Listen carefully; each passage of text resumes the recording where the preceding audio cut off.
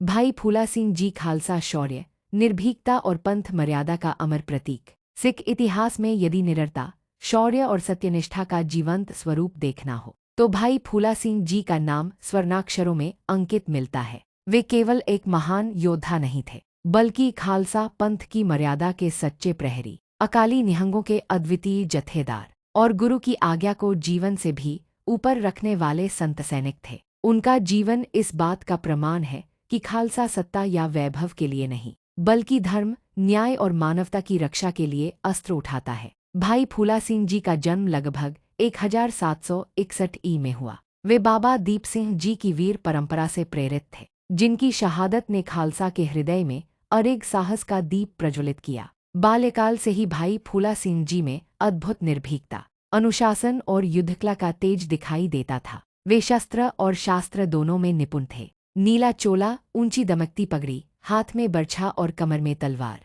उनका स्वरूप ही शत्रु के हृदय में भय भर देता था। वे अकाली निहंग दल के प्रमुख जत्थेदार बने और शीघ्र ही खालसा फौज के सबसे भरोसेमंद योद्धाओं में गिने जाने लगे। युद्धभूमि में उनका स्थान अग्रिम पंक्ति में होता था। वे पीछे रहकर आदेश देने में नहीं, बल्कि आगे बढ़कर रण का मार्ग दिखाने में विश्वास रखते थे। उनकी गर्जना अकाली सैनिकों के रक्त में नई ऊर्जा भर देती थी। वे जहां खड़े हो जाते, वहीं रण की दिशा बदल जाती। महाराजा रणजीत सिंह के समय में भाई फूला सिंह जी की वीरता और निष्पक्षता अद्वितीय थी। वे महाराजा के निकट होते हुए भी सत्य से कभी विचलित नहीं हुए। एक प्रसिद्ध घटना में जब महाराजा रणजीत सिंह से पंथ मर्यादा का उल्लंघन हुआ, तब भाई फूला सिंह जी ने बिना भय के उन्हें अकाल तख्त के समक्ष उत्तरदायी ठहराया। यह प्रसंग सिद्ध करता है कि भाई फूला सिंह जी के लिए गुरु और पंथ की मर्यादा सर्वोपरि थी। राजा भी उसके आगे समान था। यही खालसा का सच्चा स्वरूप है,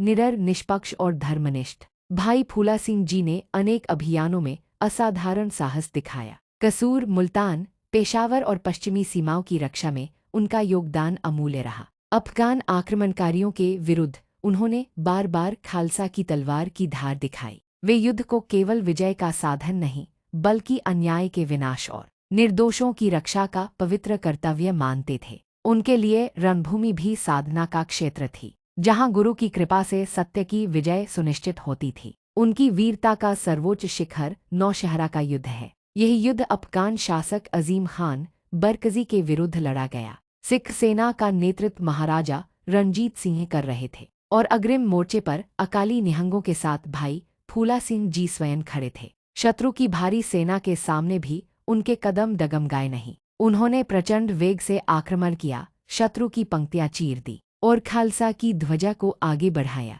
इसी युद्ध में वे वीरगति को प्राप्त हुए। उनका बलिदान खालसा इतिहास में अमर हो गया, क्योंकि उन्होंने दिखा दिया कि सच्चा योद्धा पीछे हटना नहीं जानता। भाई फूला सिंह जी का जीवन केवल युद्धकथाओं का संग्रह नहीं, बल्कि चरित्र, अनुशासन और त्याग की महागाथा है। वे सादगी में महान थे, आडंबर से दूर और सेवा में अग्रणी। वे सैनिकों को सिखाते थे कि शस्त्र तभी उठाओ जब न्याय पुकारे, और जब उठाओ तो पूरे साहस के साथ। उन्होंने खालसा को यह संदेश दिया कि धर्म की रक्षा में भय का कोई स्थान नहीं। आज भी भाई फूला सिंह जी का नाम सुनते ही खालसा के हृदय में गर्व की लहर दौड़ जाती है। उनका जीवन हमें सिखाता है कि सच्ची शक्ति हथियारों में नहीं, बल्कि सत्य, साहस और गुरुनिष्ठा में है। वे आने वाली पीढ़ियों के लिए प्रेरणा है कि अन्याय चाहे कितना ही बड़ा क्यों न हो, खालसा की आत्मा उससे बड़ी होती है। भाई फूला सिंह जी का शौर्य, उनकी निर्भीकता और उनका बलिदान सिख इतिहास का उज्ज्वल दीप है, जो युगों युगों तक साहस का मार्ग दिखाता रहेगा। ऐसे महावीर को कोटि कोटि नमन। जो बोले सो निहाल। सत श्री अकाल।